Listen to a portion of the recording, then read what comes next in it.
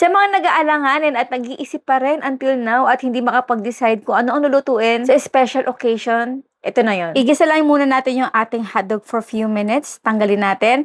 At isunod natin dito yung ating patatas at yung ating carrot. Kapag may mga brownish na ang kulay sa gilid dito, hanguin na natin. Bell pepper din, few minutes, hanguin. Nag-change nga pala ako ng kawali dito kasi napakadami ng ating lulutuin. Ang binili kong chicken dito ay dalawang one whole chicken at ako na mismo ang naghiwa-hiwa. At para mas masarap yung ating chicken habang hilaw pa ito, naglalagay na ako dito ng ating mga pampalasa. Kapag namuti na yung chicken, nilagay ko na dito yung pinaka-syrup, 2 lata ng pineapple at 1 lata ng pineapple juice. Yung sinangkot siya natin potato, carrot. At ay nahayaan ko lang muna ito ng kumulo ng mga 10 minutes. Nag-add pa ako dito ng ating beef powder at yung ating pineapple chunks, 2 lata, hotdog. At nailagay ko na rin pala dito yung ating bell pepper na dapat ay sa huli ito ilalagay para hindi ito malamog. 200 ml ng coconut cream at 2 lata ng evaporated milk. Boil for another 10 to 15 minutes. 10 years ago, nagkamali talaga ako sa pagluto nito kasi nilagyan ko ito ng takip. Dapat pala para maiwasan yung buo-buo na ating gatas, ang ating coconut cream,